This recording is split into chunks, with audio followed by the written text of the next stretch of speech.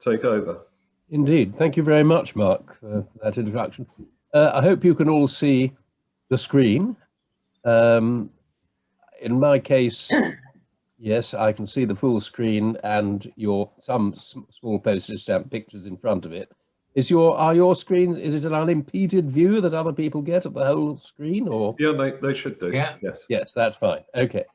Well, I'm going to, as you've heard, talk about this exhibition, which is called Kings and Scribes, which is really the major project that I was involved in, I guess, for the past 10 years or so, which fortunately was all put to bed just before the pandemic hit us, about, well, less than a year before, really, I suppose.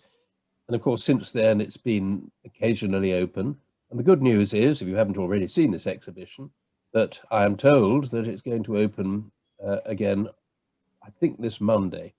So maybe part of what I will say will whet your appetite. There was a lot of below ground archaeology associated with that for reasons which will become apparent in a minute, but also a huge amount of above ground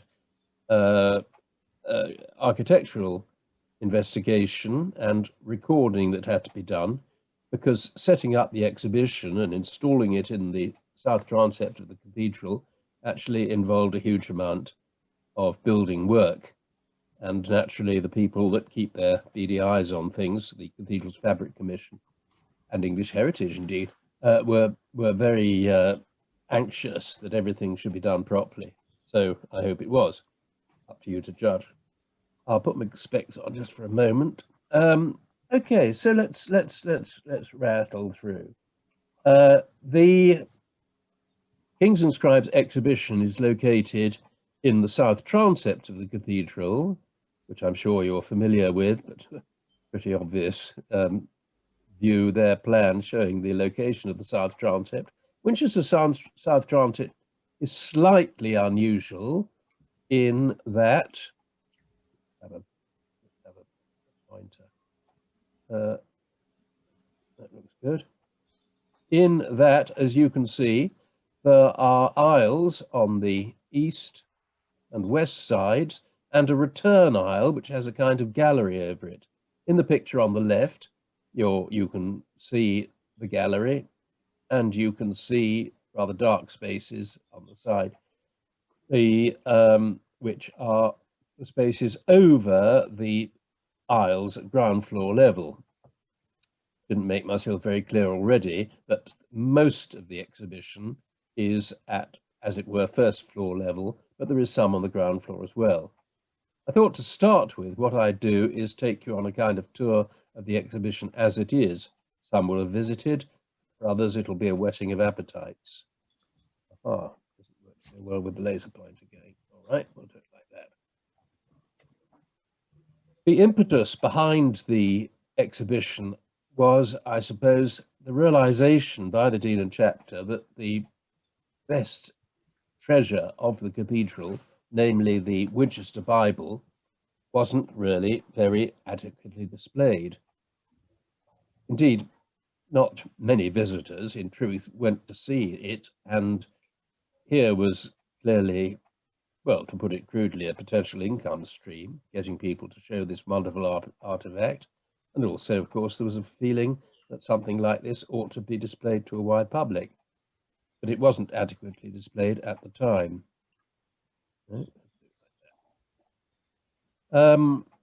The Winchester Bible, some of you may have visited it in the old days, was displayed in some wooden display cases at a sort of mezzanine level opposite the medieval library known as the Morley Library.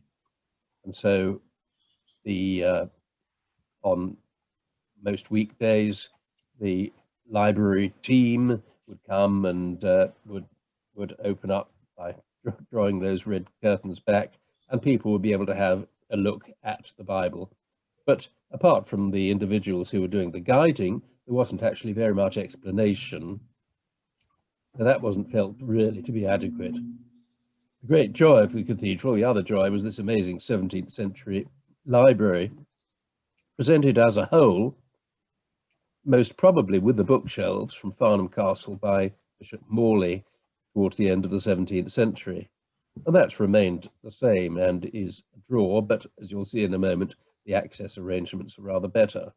For until the present setup was instituted, the only way to the Morley Library was up a fairly uneven flight of 17th century stairs, surrounded, as you can see, by a good deal of clutter in this area at the very end of the south transept, the aisle which returns round the end of the transept. And it was used, amongst other things, well, as you can see, for storage for, what have we got? Music stands, water bottles, the choristers' water thing, a vacuum cleaner or two. It was dreadful. Something had to be done about the access arrangements. If one got up to that mezzanine level where the library is and the Winchester Bible was stored, you came in through the door, which you can see on the left there. Turn off this pointer. I hate pointers at the best of times.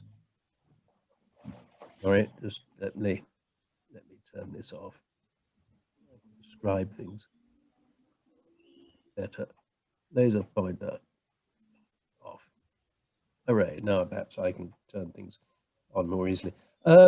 Yes. Can you actually see the cursor there? The little arrow? Yes. Yes. Well, that's a better way for me to show things if I need to anyway. The access at the head of that rickety 17th century stair was through the door that you can see in the left-hand photograph in the background, into a kind of lobby. On one side, the library, on the other side, the Winchester Bible display. Thereafter, things got even more precipitous, and this wasn't one for the faint-hearted or the less agile, because they had to go up the stairs, which you can see on the left, and then through a tiny door in the right-hand photograph, which you can see in the middle of the snap there. And that got you up to the triforium, as it's called in Winchester, rather old-fashioned word, not really applicable to Romanesque architecture. And that got you up through a medieval door, which was probably used by the sacrist in times gone by, to the gallery level with its wonderful views of the cathedral. Well, I wasn't there in the 1930s on the left, but you can see that even then, that area was thought to be a useful place for displaying sculpture. You've got bits of the great screen of Winchester Cathedral there, the bodies, some heads as well. And actually all these items there, or the vast majority of them, are on display in the new exhibitions. I probably first visited this area in the late 70s, early 80s, and there is the infant John Crook coming through that doorway. And you can see that in those days, perhaps the Romanesque sculpture of Winchester Cathedral and various other artifacts as well wasn't actually terribly well curated. All that stuff on the floor was waiting for a new exhibition, which was instituted, I suppose, the late 1980s and really opened in around 1990. And some of you may have visited that. It was pretty good at the time. It won some awards, but maybe it was a bit sparse. Indeed, on that south gallery, as you can see, the only display was in a few items in a rather modern looking display case. But already the potential of the area for showing off the cathedral architecture was being exploited. And then in the western gallery, over the west aisle of the transept, if you can orient yourself, your minds, you had a display of some of the cathedral's treasures. You can see some four wooden figures representing the Stuart kings there on the right, and then various things further on. The eastern aisle, though, at this level, was the cathedral's archive, and very full it was too. A lot of reference books, which these days would be simply replaced by a click of a mouse on a search engine, looking at things like Crockford and so on, and a lot of documents, including the cathedral's pipe rolls, priceless medieval documents, accounts of the income of manors and things like that, which are now up at the record office. Although I was sad not to be able to look at these documents in the cathedral itself, there's no doubt that for their well-being, that was a good idea to move them. That was the old. Here is the beginning of the new. Now you come in through a door at ground floor level into the end aisle of the south transept, beneath the gallery, the sort of platform over your head, into a room where, first of all, there is a display of the Winchester Bible and how it was made. And the whole of this entry room is devoted to that. There are a few bits of sculpture from the same period, but really the main focus is the Bible itself. And then cheating slightly and going up to gallery level so as to show you the display area of the Bible in plan. This, as I'll be mentioning a bit later on in this talk, used to be the loos used principally by the choir and also by members of cathedral staff, but only rarely or in extremis by members of the public, because nothing much else. Well, there were no other facilities of that sort for them readily available. So now the Winchester Bible, in its 4 volumes, is displayed, as you can see, in suitable cases. Although the lighting on the Bible look rather horrifying, believe me, that's just an effect of the photography.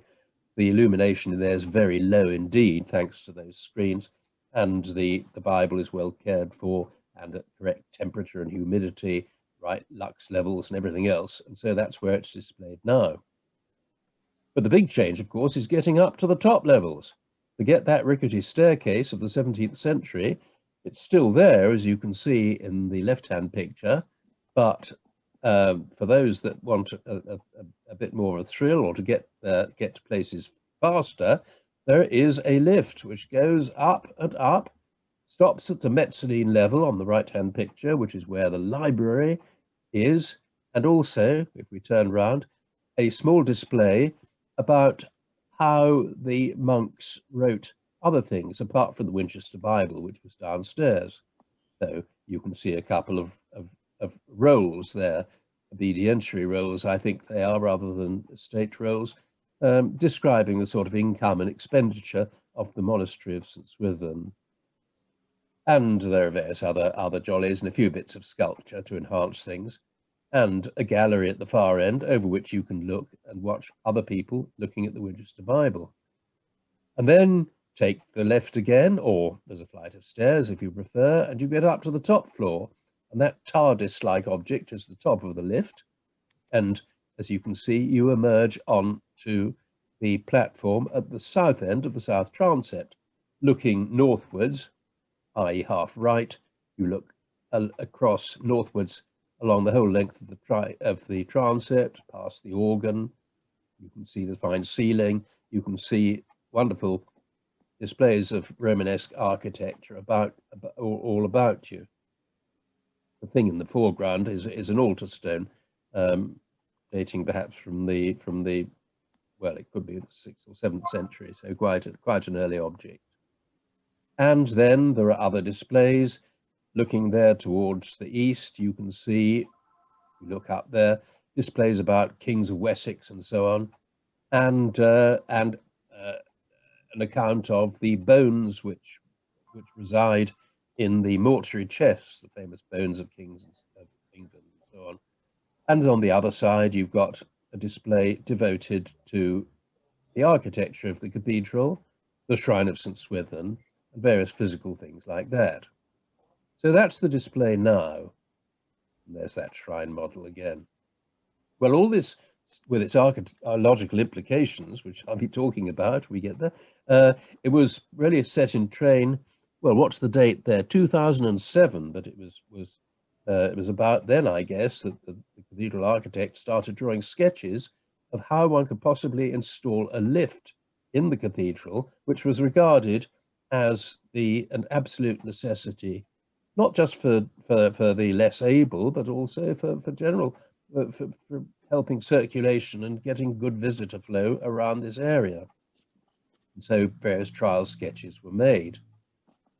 This lift was going to be installed at obviously from ground floor level up to the up to the gallery, in a corner just next to the staircase at the end of the south transept, in an area with that red ellipse round it called the calefactory. So called because it's possible, thought in the 19th century at least, that that was the only place in the cathedral where there was any form of heating in the form of charcoal braziers. There was a little bit of archaeological evidence in burning of some of the floor to support that, but that may be taken with a pinch of salt. Nevertheless, it's called the calefactory, and this was the area where, as in the right-hand picture you've already seen, the introduction to the Winchester Bible was going to be, but also up at the west end, i.e. left-hand picture on the left-hand side on the plan, where the lift was going to be put in. The calefactory was a junk spot, as you've already seen from the earlier photograph with those water bubbles, and there it is looking the other way. The other thing, it was a rather small space, and the loos, which are the Bible exhibition space, were, again, at the back of the left-hand picture, beyond a door and indeed a blocked opening, all of which needed to be managed. Then that's how I first knew the calefactory in 1980 or so on the left. In 2010, or try again, I won't see the number because it's underneath your pictures, but in about 1985, I think, a mezzanine floor was put into the calefactory in order to create space for lay clerks' vestries and a bit of storage space for hangings and so on. So that area was altered a lot. And in fact, some archaeology was done then. And it was done by the city archaeologist, Ken Coolman.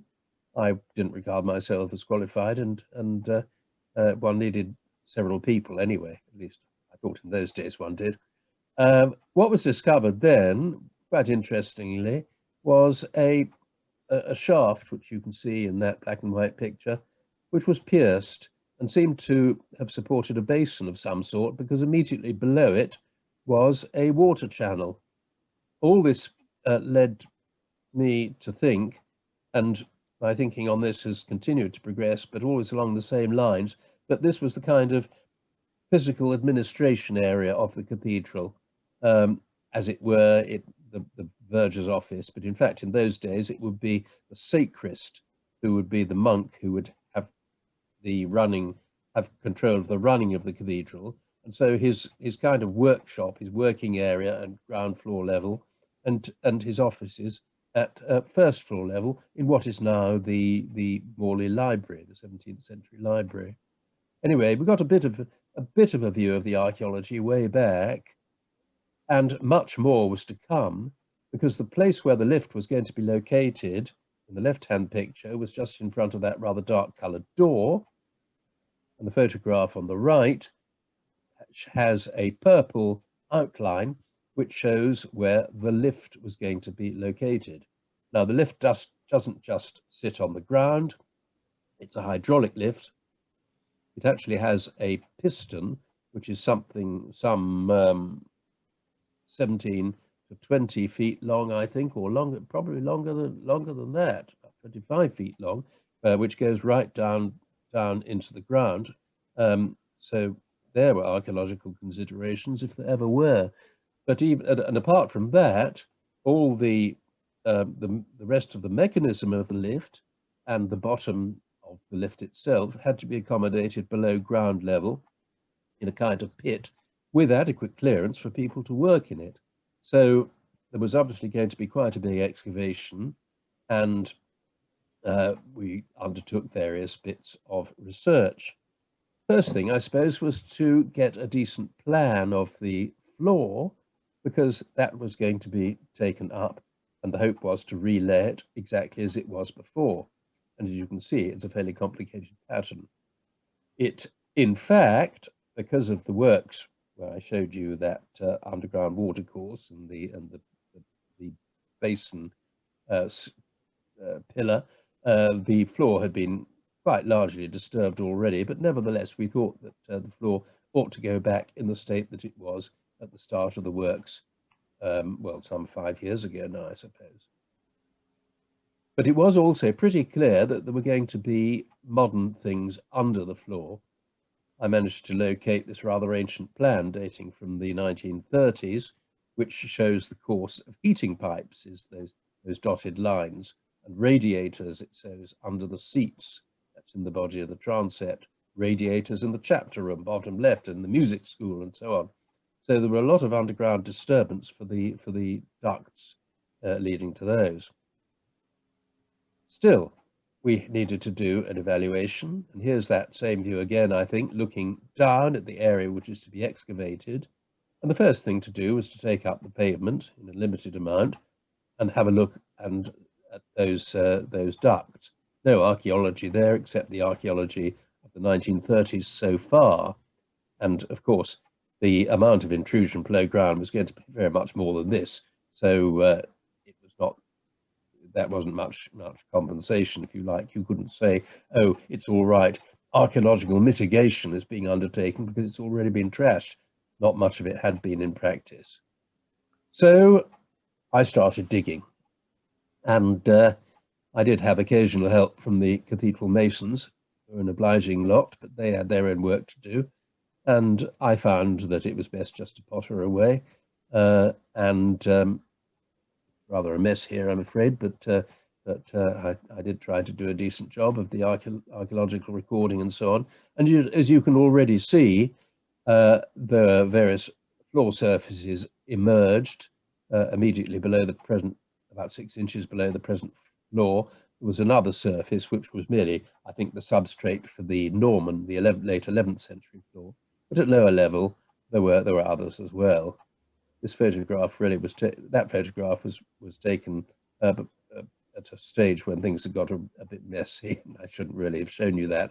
That looks a bit more scientific, doesn't it? And you can see layer after layer of deposits, lenses of material and sloping deposits, which were clearly imports. One interesting thing is the huge amount of human bone that we discovered. And the reason for that will become apparent because later on, when I explain that the cathedral is almost totally built on made-up ground that may well have been lowered initially as part of the building process, but then was built up again by about 4 feet, I guess, in order to form the present floor level, at the ground floor level. And the bone material didn't come from burials in that place, but it came from the source of the earth used for the build-up, which was the monastic graveyard. So the poor old predecessor monks, when in the 11th century the present cathedral was being built, the predecessor, the Anglo-Saxon monks, had their eternal sleep rather rudely awakened, I suppose, and the long bones and the skulls were reverently kept aside as epitomizing what makes a person, and were placed in a big charnel pit at the west end of the cathedral, ultimately to be buried, to be dug up in the 1960s by Martin Biddle. And the rest of the material, which was mostly broken, was rudely deposited in this build-up. Other things which were discovered, not very apparent here, were foundations, and that's on the right-hand side of the picture. But here's a view. It would take too long to show you too much of the detail, but what I think you can see in this picture is we've got the earthy material, but on the right-hand side, it may be apparent that you have got part of a big and indeed rectangular foundation, which is supporting the pillar, which you can see top right of the picture, and which unfortunately was cut through by the gas main, and its sump, which you can see in the distance there. When that gas thing has been taken out, one can see areas of flints in mortar forming, and the outline that's a vertical face. The outline of this this big rectangular block is west side there, turns around the corner, which unfortunately you can't quite see unless that's it. And this was, as I say, the support for the great pillar which supports the middle of the platform at the end of the south transept. That's actually the return corner there, and one can see rather better. So what we had was really very deep footings or foundations, and having excavated right down to the right down to, well, to the required level and a little beyond, what I discovered was a plaster surface which was actually broken through and cut through for a little further by the foundation blocks. There is the plaster surface. Horrible how dirty things look. My tutor in these matters, Peter Biddle, used to say you should be able to eat off the surfaces, John, and that's not a good example of that. Anyway, perhaps the interpretive drawing will look a bit neater. There's this great foundation block, and it cuts in a little way into the hard surface of chalk in yellow mortar, which the plaster floor surface, as I called it on the left, which was the limit of excavation pretty well. And so the scenario began to form in my mind that the masons building the Norman cathedral had reduced the whole area to well below the final level of the floor, indeed about 1,500 to 2 meters below the final level of the ground floor. And there they had laid a temporary hard surface of chalk on which the plan of the cathedral could be marked out, and where there were going to be features such as the pillar at the end of the south transept that I've already mentioned, a great foundation block was created, and we can infer from what we know about the outer walls of the cathedral as excavated by William Walker the diver at the beginning of the 20th century, but those foundation blocks probably got extra support from oak piles driven into the rather boggy, sometimes loam, sometimes peat substrate beneath that part of the cathedral in an attempt to get down to the gravel layers, which provide a very much better foundation.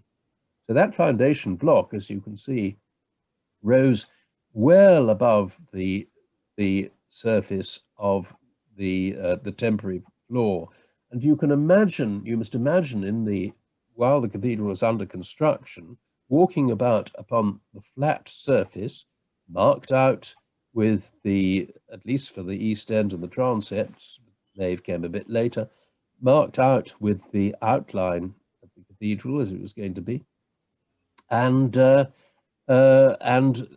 gradually built on top of that, and indeed intruding slightly into that hard surface, rather roughly cut in places where the piers were going to be, these foundation blocks. So you'd be walking around a labyrinth of foundation blocks. It would have been a most unusual experience. What I also discovered was that the floor of the crypt was at the same level as that yellowish hard surface.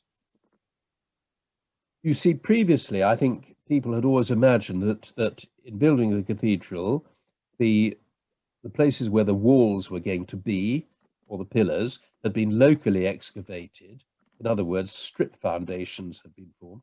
But the crypt was a different thing, and they'd excavated the whole area rather like a big swimming pool and tanked it out, if you like, with facing masonry. But my discoveries showed that wasn't the case. That in fact the whole area was reduced to this lower level, and then the crypt, if you like, was reserved out of it, and the walls there, were, of course, were faced with facing masonry, but ultimately the rest of the cathedral would be backfilled with that material from the monastic graveyard up to the final floor level. So it's a much more logical way of getting of laying out the cathedral. But my goodness, what a lot of work. So there is a rather old plan of the foundations of the cathedral, and the areas marked in red are in fact the areas where walls, I call these a labyrinth of walls, were laid out and built on top and slightly cutting into that first temporary floor at lower level. And the area where all this became apparent was at the end of the south transept, and it was the foundation block there. Now you may say that I'm extrapolating from a very large area, but the conjecture that I've suggested does get limited support from the activities of William Walker the diver at the beginning of the last century, and also from other excavations which I was able to conduct in this little corner of the south transept. So anyway, take it or leave it, that's how I think the cathedral was built. This area yielded the best artifact we found. As I've said, the temporary chalk surface, 6 foot below, 4 to 5 feet below the present floor, was partially excavated, locally excavated, and then the piles were rammed in, and the footings were built up on top of that. But that left vulnerable, that little slots around there. Well, this thing on the left, which is a stylus, the sort of thing that you might write on a wax tablet with, must have belonged to some luckless monk, I suspect, of the old minster, who on a visit of the building site dropped the thing, which rattled down that gap in the red circle there, and no doubt uttered an Anglo-Saxon expletive or two. And there it remained to be discovered 950, whatever it is, years later. And it is really a rather remarkable artifact, which is now on display in the cathedral museums. So that was the beginnings of the excavation from the lift pit and the results that came from that. One of the most astonishing things, really, I think, is that the cathedral managed to get permission not just to put the lift involving excavation, but also to cut a hole for the lift through the vault of the terminal aisle of the south transept. So I thought from historical research that I'd done and the general cracks and things that were apparent in that vault, that it wasn't terribly original, that there had been an awful lot of intrusion, and that proved to be the case, although it's not particularly obvious from this picture. But most of this rubble, some of it is even set in hard cement mortar, which is a bit of a giveaway. When the plaster, modern plaster, I have to say, was stripped off, that modern plaster, I knew it was modern, had been applied, with a result of early 19th and even 20th, with cement mortar, 20th century repairs to the vault, which had more or less failed in this vulnerable area. So I was able to say to the authorities who grant these permissions that, in my view, already the vault was seriously compromised, and fortunately for the cathedral, they accepted that. But normally, to break through an 11th century groin vault would be a complete no-no, and I'm still slightly astonished that the cathedral got permission to do it. There was a lot of investigation. A borehole was drilled all the way through, and a core taken to test my hypothesis that there'd been an awful lot of rebuilding. So this is looking down through the pavement of the gallery level, down through the vault, and eventually, all permissions having been obtained, a ring beam made of steel girders, you can see, was assembled and gradually excavated and lowered in order to delimit the space where the lift would pass through. And once that stability had been created at gallery level, then it was possible to excavate the area in the middle, which produced a wonderful cross section. I have to say, slightly shamefacedly, that perhaps that around the periphery of the hole, which was so disturbed in the middle with the modern repairs, there was quite a lot of original 11th century fabric, and you can see it there, and I recorded it photographically and by drawing and so on. And there in this picture you can see some of the voussoirs, the tapered stones used in forming this vault. And above it, indeed, then layers of build-up, some of which were build-up of the gallery floor level, dating from the late 11th century. And it was quite interesting to see at least one layer of organic material, which I could describe precisely to a pause in construction, when, of course, the cathedral had no roof and leaves and things were blowing in, not just over, I think, one winter season, but probably two or so, during the time when the big change in design took place to the transept, and they decided that they would give the south wall of the transept some abutment by putting that funny passage, which some of you may have walked along at the south end of the south transept, which was intended for a buttressing effect as much as anything else. So things came out, emerged, as I say, understanding emerged from this, and eventually the hole was dug right through, and then shuttering was inserted in order to pour concrete. By this stage, on the left-hand side, of course, my job there was done. Now, reverting back to ground floor level, I've already said that the former loos were where the Winchester Bible is displayed, but there was a problem. I've already alluded to it, that the loos were beyond that door in the picture here, the door with a skylight over it, and there were windows at higher level, but these actually opened into a vaulted space. This was simply a diaphragm wall put across the aisle, the south aisle, the end aisle, terminal aisle of the south transept, in order to strengthen it. And that was put in by an architect called Garbett in 1818.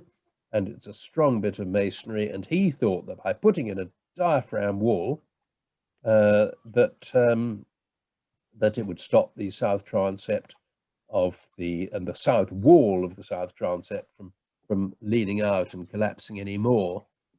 I suppose that the point was that it underpinned the arches, so it would have stopped the arches sinking, which is what would have happened, of course, if the wall had rotated. But it was a funny engineering solution, really. So we held our breath and removed the top part of the so-called Garbett wall. And we're looking here from the former loos westwards towards, you can just see in the distance, I think, the 17th century stair and the place where the lift was going up.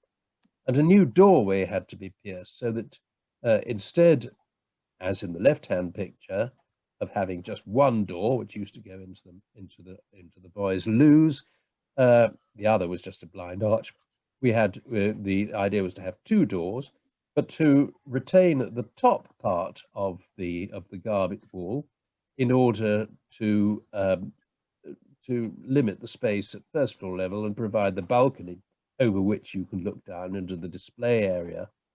Well, you get some idea from this photograph of the amount of disturbance. And of course, the floor, all the subfloor um, had to be uh, recorded, and and it was quite a really quite a we're looking here at the aftermath after things have been recorded and partly backfilled simply to make a platform space. But there was quite a lot of work to be done there. So there on the right-hand picture, we've got the Garbet wall, at least, is already complete, but beyond there's a total mess, and that total mess is where the loos used to be. And on the right-hand side, excavation of some of the steps there, and working out the sequence, because rather improperly, I guess, those lavatories which were put in the late 19th century and then further adapted in the 1930s were actually put in on top of an altar step, because the point about the transepts, as I've already said, is that they had aisles going all the way round, but the eastern aisles, which were in 3 bays, would have had 3 altars. And I'll show you in a moment some graphical evidence which supports this notion that there, at least as originally planned, and before it was all separated off from the rest of the transept to form the sacrist's area, that initially that was a space for worship. Well, there, after all the loos and things had been stripped out, pretty good jolly mess, and the stripping of the plaster there had been done previously. It had been replastered in a horrid hard mortar, which was carefully taken off, but the white areas were areas of lime plaster on this east wall of the transept. And astonishingly, well, not astonishingly, because we were very careful, it was clear, one could just see some sort of something was coming through. It might have been a little gap there, just a postage stamp initially, which where bits of polychromy coloured paint were apparent. What was found there was this wall painting that you can see on the left. It might be a bit hard to see what's going on. I hope you can see my little pointer if I start with it there. There is a little devil, the hooked nose, and there is his hand, his clawed hand, and he's tugging at the robe of this chap here, who's much taller than him, with flowing hair, and difficult to make out the features of the face. But I think we're looking. We may have a beard here, a nose here. It looks a bit grotesque, but I think we're looking at a desert saint. There's a certain amount of sort of foliage around. Oh, I think that's what that is, actually. That's not his hair at all. You can see it's plant.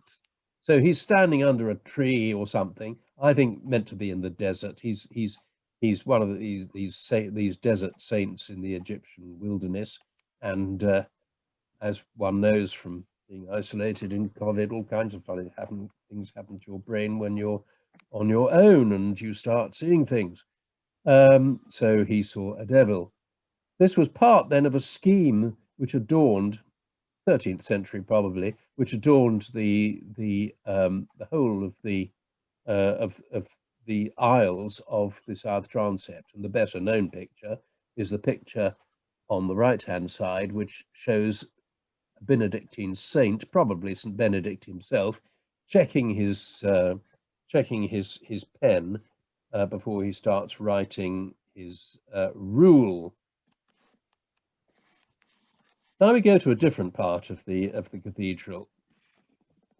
Doing away with the loos was great because it created a wonderful space for the exhibition, the display of the Winchester Bible, but that meant that new loos had to be formed for the use of the choir. And so that was done by taking away some of the space used by the cathedral vergers.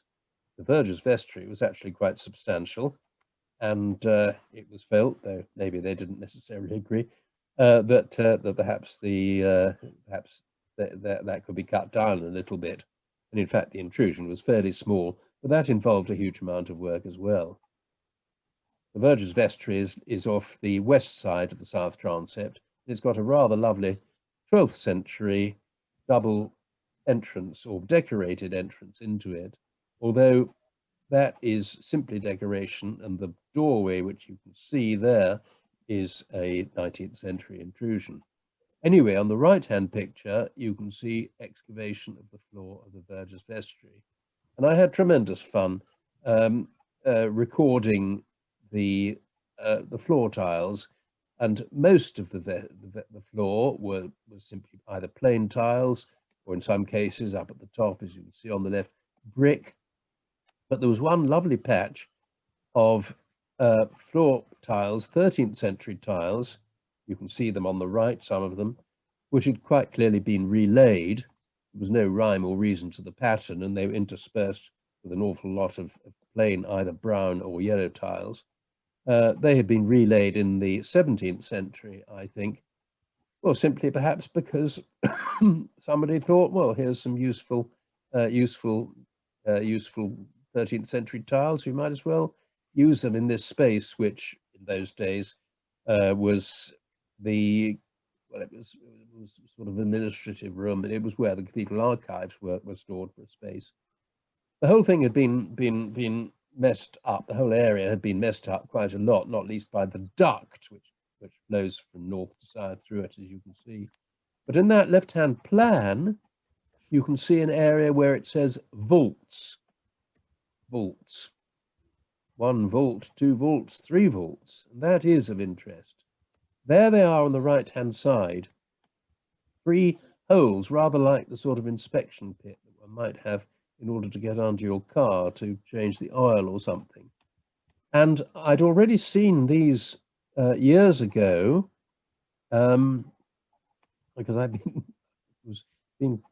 had been cathedral archaeologist for an awful long time, and investigating the cathedral before that, and wrote them up and decided that they had been put in at the same time as this Burgess Vestry area was walled off from the rest of the transept.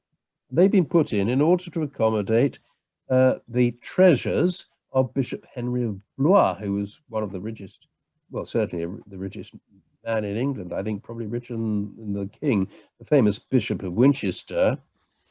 At a time of great political uncertainty, we've had all the business with Stephen and Matilda and all the rest of it, he was going to take no chances, and Wolsey Palace was perhaps not such a secure place to put valuables, particularly stuff like gold bullion, as the cathedral, where it would be in a believing age under the eyes of God, and so perhaps less likely for people to come and pillage, or perhaps I'm being naive. But anyway, that I think is what the purpose of a space, the vestry, which is seen in plan on the left, which had massive walls. We got a scale. Yes, there's 1 meter. You can see these are about 1 meter 20, 4-foot thick walls all the way around this vestry area. That doorway, the present doorway, is modern, and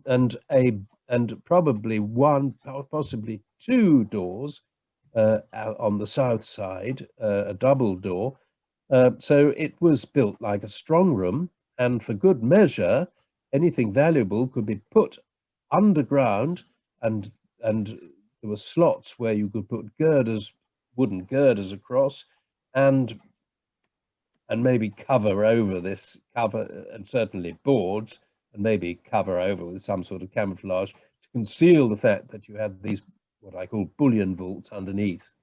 So that's how that picture emerges. And on the left-hand side, I've got the so-called vaults. There is, in the middle, is a picture of the external decoration of this treasury, which I think Burgundian-inspired, rather classical pilasters and so on. It's exactly like you find in the parts of Burgundy where Henry of Blois trained as a monk, places like Cluny, so I think that he was making a statement. This is my area, and I think this is my my treasury. And there's a picture of Henry of Blois down the bottom, so that you can see what the chap looks like. We must move on very quickly. The new lavatories for the choir lavatories, taken out of the Burgess Vestry, had to be completely replumbed. A new drain had to be created from north to south along the full north to south width of the inner close of Winchester Cathedral, from the cathedral right the way down almost to the judges' lodgings, which are on the south side of the close, shown in green there, and various excavations. The excavation was done largely by hand again, and it added hugely, I think, to our knowledge of the layout of the cathedral. We knew that there was a great cloister with a refectory to the south of it, as you can see on the plan on the left, the little cloister or infirmary cloister. But what hadn't really been appreciated before was that the great cloister and the infirmary cloister to the south, the so-called little cloister, were at different levels. At the east end rather, of the refectory, there was a tunnel, and within that tunnel there were about 6 stairs going down, 3 feet or so difference between the main cloister and the little cloister. And this we are now finding again and again evidence for quite late medieval floor surfaces. So the levelling up of the cloister occurred only after the Reformation. And one of the things which was discovered in the area marked by a purple ellipse there on the left was this lovely checkered, well, not so lovely now, I suppose, but a checkered green, and probably green and cream coloured tiles set lozenge fashion, probably early 15th century. Anyway, late medieval. So this was a floor which went in towards the final days, though they didn't know they were final days, of course, of St. Swithin's Priory, possibly even late 15th or early 16th century. So maybe, having said that, they're quite worn. Anyway, that was one of the discoveries. And another discovery, which was in the trench, actually, again, I think this was pretty well in the same area of that ellipse there, oval rather, were these wonderful bits of rib vaulting, still with their polychromy. And I think that indicates to me that the aisle, the north aisle at least, of the infirmary cloister, it might be from there, would be from the refectory, but I doubt it, because all the indications are the refectory was a Romanesque building. So I think these may come from vaulting of the infirmary cloister itself, and really rather lovely, quite small scale ribs with, as you can see, bits of red polychromy. These are just where they're stacked up prior to conservation.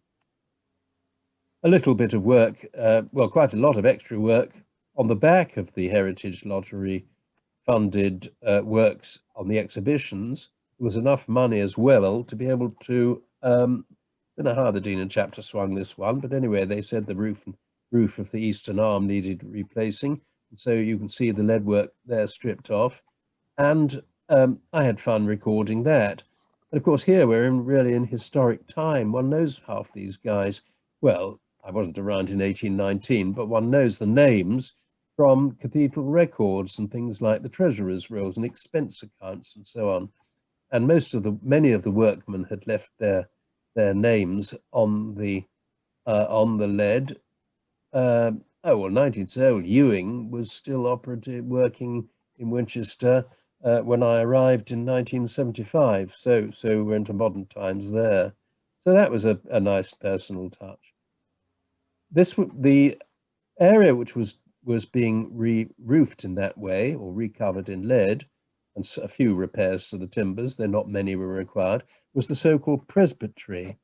And there's a view of the presbytery timber work, which you don't normally see because it was beautifully lit, pity about the scaffolding. But the great joy of the presbytery, which is the Swatty Winchester name for the area between the choir, where the choir sings, and the high altar, the principal joy of the presbytery is actually the vault underneath it, which we'll see in a moment. But we got some dendrochronology done. Dan Miles, who's probably one of the best tree ring daters, maybe the best tree ring daters in the country, did some work on the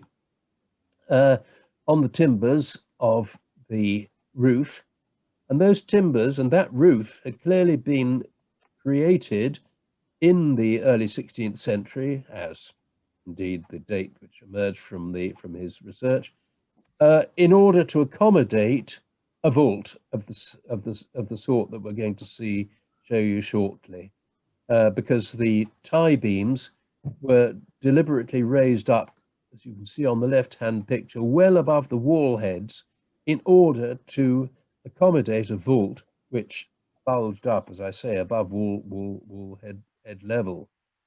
And the great joy of that vault is the heraldry. And the heraldry tells a wonderful story of dynastic intrigue and love and ambition. It was put up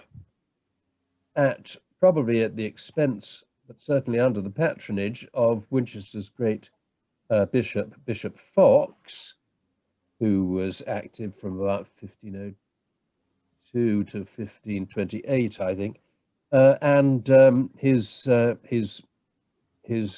coat of arms is there with the pelican, the keys of St. Peter, and so on for the cathedral, and the garter swag around it. And then up at the top, you've got the royal arms.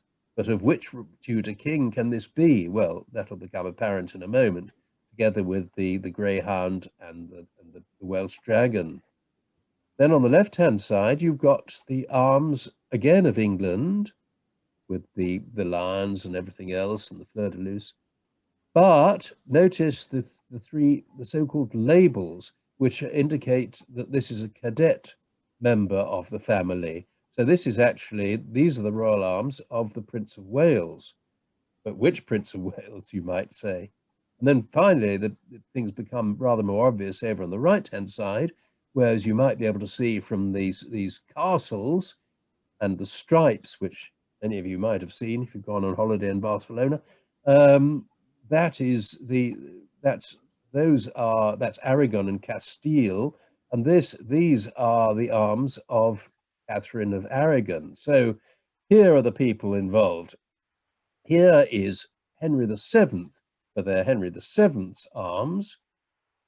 Here, this young man, believe it or not, is not the corpulent Henry VIII that Holbein portrays, but Henry VIII in his youth, before the debilitating disease which led to his corpulence had got a hold. On the right-hand side, you've got Catherine of Aragon looking very demure, and down the bottom is the wily old Fox. Now, Fox was very keen that for political reasons, get Spain and England together, and you've got a chance of excluding France. Same old story, really. So he was very keen that Catherine of Aragon should marry the future Henry VIII, in other words, the Prince of Wales. The king, Henry VII, wasn't quite so sure. The problem being, of course, that Catherine of Aragon had previously been married to Arthur, Prince Arthur, who unfortunately died in 1502. So Catherine and the Prince of Wales, who was a youngster then anyway, didn't get married immediately. And in fact, it was not until after the death of Henry VII in April 1509, that only 6 weeks after that they were spliced. on his deathbed, which lasted for a couple of years, the Archbishop of Canterbury was whispering the biblical prohibition to Henry VII about marrying your brother's widow, and so Fox didn't get his way. Now you'll observe that the chronology is pretty tight. This vault must have been, I think, the bosses may well have been prepared in advance. The date of the vault is the spring of 1508 or something. So it's quite extraordinary. The king dies in 1509. So conceivably, the heraldry was put up after the event. It does seem slightly surprising to portray Henry VIII as Prince of Wales after his accession in 1509. Anyway, that's really another story. Just a couple of things, a few more pictures. There we've got some more allusions to H and K, Henry of Catherine on the left. Doesn't look much like a K, but that's what it is.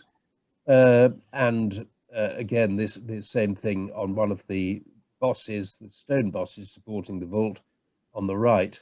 Lovely little dragon forming part of the H for Henricus. And when the bosses were taken down, all kinds of lovely things emerged.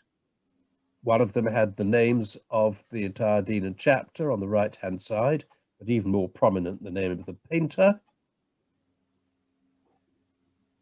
More lovely finds, time capsules, if you like, up at the top hand to the top, a very complicated bit of chronology, but a lead sheet which was scratched by the names of some of the workmen in 1808. But 2 years later, the workmen came back, opened up the lead sheet, and added a sheet of paper as well. So it was a sort of double dose of recording. I think there's an allusion here to Freemasonry because many of the, well, Thomas Stubbington particularly, Peter Stubbington rather, was a Winchester Freemason of some renown, and indeed many of the workmen there were Masons, which was rather interesting. And there were other dates which during the restoration project had never been spotted before. It says new boarded. So Charles Cleese, I think he was called, in 1819. That's the plain boards, some of the plain boards of the vault. The beautifier of the church, go old Charles White, beautifier, and so on, and various names, and then even a little visiting card by Selma, to whatever she's called, which was deposited when the last time the vault bosses were recolored in 1949 to 50. Not exactly beautifully recolored. The best find, though, the best time capsule was below the above the vaulting boss on the left, showing the Veronica, the legend of Christ's face imprinted on St. Veronica. Well, Veronica means handkerchief anyway, but on her handkerchief. And in there were two things. In a hollow space above this boss, there was an envelope saying Ilford Films, top in the middle, with on it an inscription, not to be opened before 2050 AD. Ooh. And then underneath somebody's written, very secret, oh yeah, subsequently. And then the bottom, the Zoob's tune, does at least say, please open. So, well, I ignored the mummy's curse and did open the envelope of photographs, and indeed there were photographs in there. There were 5 photographs taken by the then Dean, Dean Selwyn, and one of them's reproduced bottom left, rather larger. And on the back of that one, it says, the Labour government's nearing the end of its time. We all hope for a change of government to the Conservatives, led by Winston Churchill, he said. So, income tax, 9 shillings in the pound, and so on. So there was a little comment there, which was rather nice. Well, oh yes, and the Zoob's tune, the Zoob's throat lozenge, throat pastel box, had a bit of paper folded up in it, and when I opened it up, it was the workmen from Morton's and Sons in 1950 when the work was done. At that stage, it was the painting of the previous painting and redecoration of the vault. So I thought I'd better follow suit. And one of the things I do in my spare time is to, I haven't done it for ages on my website, is to have a little The Adventures of Marmite the Marmot, who is the furry character on the left who's talking. And here they're climbing up Coliston Old Man. And this, as I say, was meant to be a thing for children, or at least the young at heart, to teach them Latin. So I'm sure I don't have to translate. By my paws, Heidi, we'll never get up there, Marmite is saying. She replies, higher, Excelsior, oh Marmite, and Hamid the hedgehog, who inevitably accompanies them on this thing. I'm sorry, you think I'm rambling. It's the effect of COVID. Is saying Eeyore, Eeyore, echoing the final thing. So I thought I'd better, as I say, what's the relevance of this? Oh, yes. I thought that I'd better do a time capsule. And what better, I thought, than put an equally crazy thing to a Zoob's tube up there. And instead of pictures of Winchester Cathedral, you have this assemblage. And on the back, I wrote a very brief account of the works that had been done and a little bit about the archaeology, but above all, a sort of bibliography so that people in the future, if they wanted to discover all about the works at Winchester Cathedral, they could go online, if such a thing exists in another 50 years, 100 years or whatever, of course, and discover all about it. So there we go. I will stop sharing